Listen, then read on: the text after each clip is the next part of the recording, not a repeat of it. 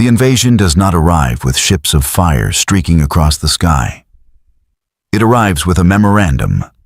It arrives with a handshake, an official stamp. The vacant stare of a clerk who was your neighbor yesterday.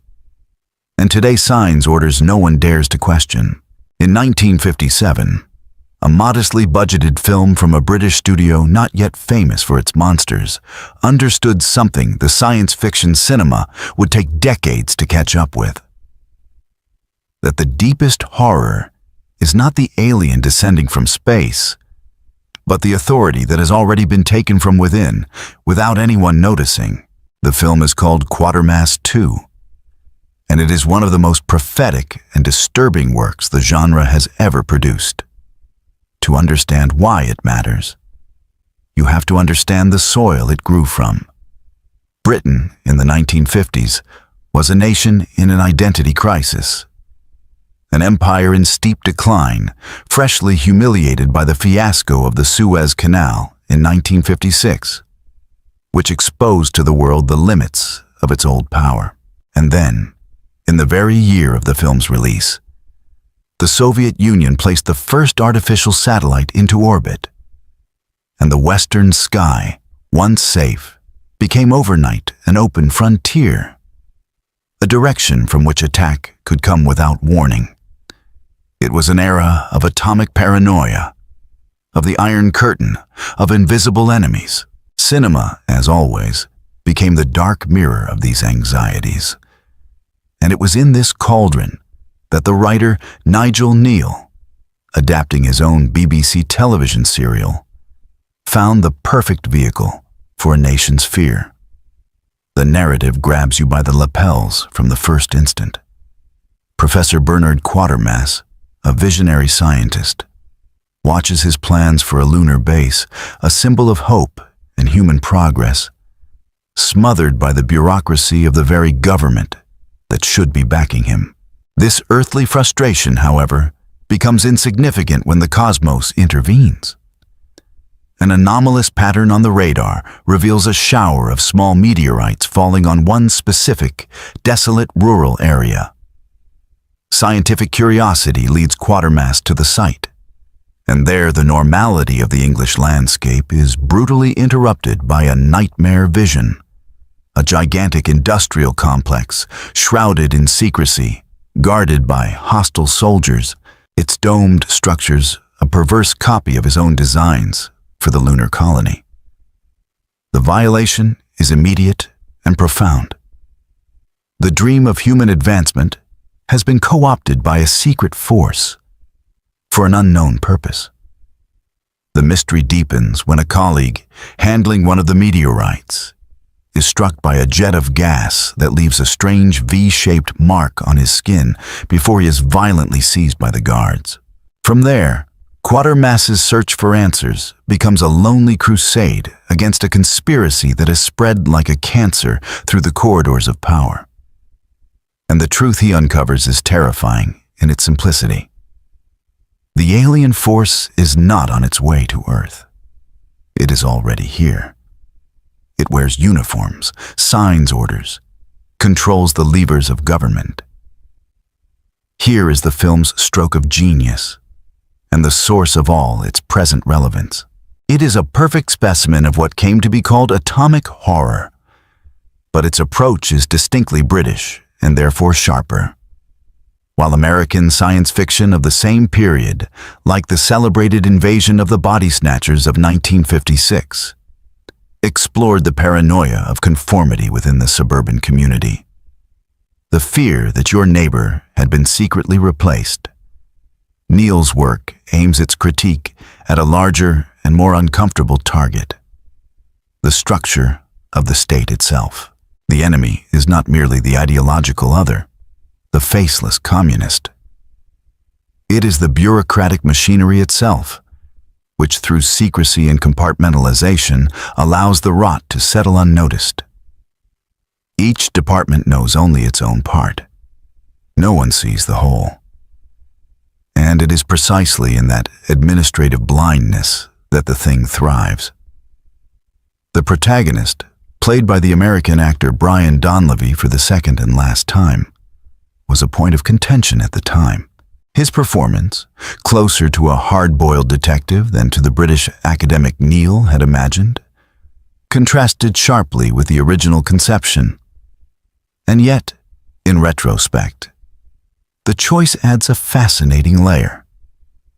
Quatermass becomes a stranger in his own land, a blunt and direct individualist colliding with the suffocating deference and protocol of the British ruling class.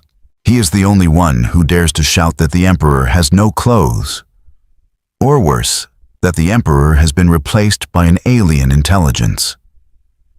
He embodies reason under siege, a man whose relentless logic is his only weapon against an enemy that operates at the level of mind control and systemic corruption. The plant that gives the film its title is its central metaphor, a construction of symbolic genius. Officially, the complex produces synthetic food for the nation, the promise of a utopian future. In reality, it is an alien farm, a hive, where an amorphous consciousness from space feeds on the energy of the Earth and the life force of its human workers. The gigantic domes are not silos. They are incubators for protoplasmic monsters, shapeless pulsing masses of pure malevolence. And the architecture of the place represents the dehumanization of the industrial age.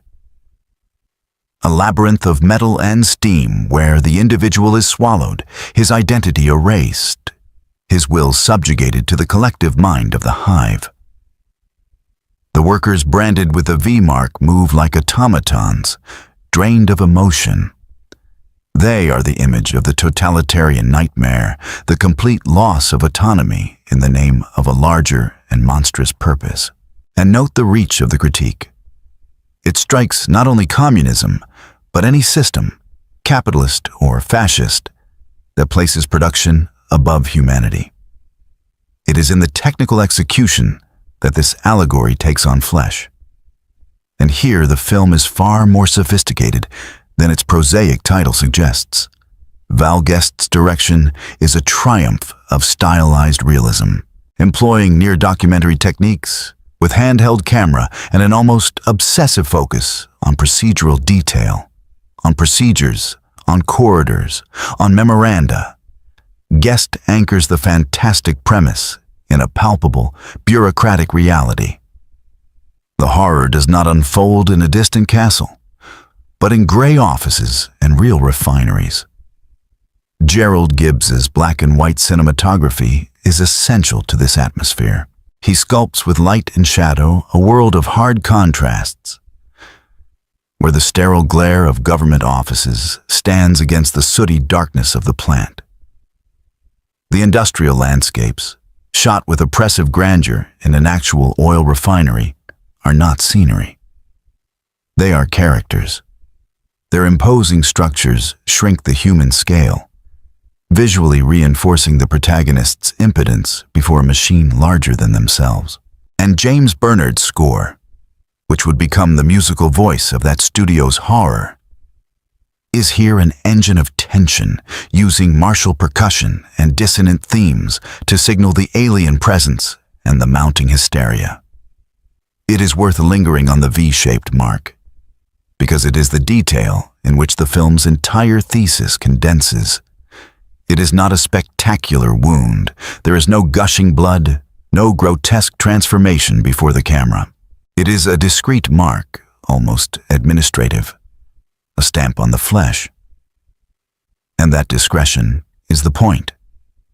Possession here is not the demon that contorts the face. It is a minimal alteration, invisible to anyone who does not know what to look for. The marked man keeps walking, talking, working, obeying orders. On the outside, nothing has changed. On the inside, no one is home. The film understood that modern horror needs no monstrous metamorphosis, that the mere suspicion that the person before you has been emptied and replaced by a function, an obedience, a will that is not theirs, is enough. The V mark is the 1957 version of a nightmare that has never aged. no longer being able to tell who is still a person and who is merely the casing of one. And observe how the film builds the horror of the threshold. The most terrifying moments are not those of the protoplasmic creatures finally revealed, but the earlier ones, in which Quatermass crosses the border between the normal world and the forbidden complex, in which he realizes the guards do not respond, the telephones do not work as they should, that every figure of authority he turns to may already be on the other side. It is the horror of discovering there is no one left to appeal to, that the entire chain of command may be compromised, that the very institutional frame that should protect him is the trap. That is a deeper fear than the monster, because the monster is at least external and identifiable. Institutional corruption is diffuse, polite, and wears your own name and your own badge. The legacy of this work is felt indelibly in everything that followed. The premise of a secret governmental infiltration, in which figures of authority are not what they seem, became the cornerstone of countless conspiracy narratives. It is impossible not to see the DNA of Quatermass in series like The Invaders, or, most notably, The X-Files, with its structure of a lone investigator fighting a vast conspiracy that reaches the top, facing the skepticism of his own peers and superiors. The film helped solidify an idea that would reorganize the entire genre, that horror need not be an external, obvious threat. It can be an internal corruption, a disease of politics, a rotting of the social body itself. And there is a bitter irony in its fate. Released in 1957, the film was a success, but its shine was quickly eclipsed by another production from the same studio in the same year. The Curse of Frankenstein, the work that catapulted the house to international stardom and defined Gothic horror in color as its trademark. Faced with Gothic blood and splendor, the soberer and more politically charged science fiction of Quatermass was relegated to cult status, revered by connoisseurs but little known to the general public. The film that spoke of the future was buried by the film that spoke of the past. To watch this work today is a disturbing experience for its frightening relevance. In an age of fake news, conspiracy theories, deep distrust of institutions, and fear that invisible forces manipulate events for their own ends, Quatermass's journey feels less like a fantasy of the 50s and more like a commentary on the present. The film is a dark reminder of how structures of power, raised under the pretext of security and progress, can be silently turned into instruments of oppression. It is an indispensable work for anyone who seeks in science fiction more than escapism, a lens through which to examine the fragilities of our own civilization. Because its final lesson is the hardest to swallow. The most enduring terror is not that of the monster that roars in the dark. It is that of the complicit silence in the corridor of power. It is that of the handshake of a man whose body is present but whose mind has already been colonized. Quatermass taught us, nearly 70 years ago, to ask the question that has never left us since. If the invasion has already happened in silence, and the invaders look exactly like us, how would you know it had not already won? And if the man who signs the orders, smiles for the cameras, and promises security is no longer entirely human, who, exactly, is governing you now? Where art does not console, it autopsies.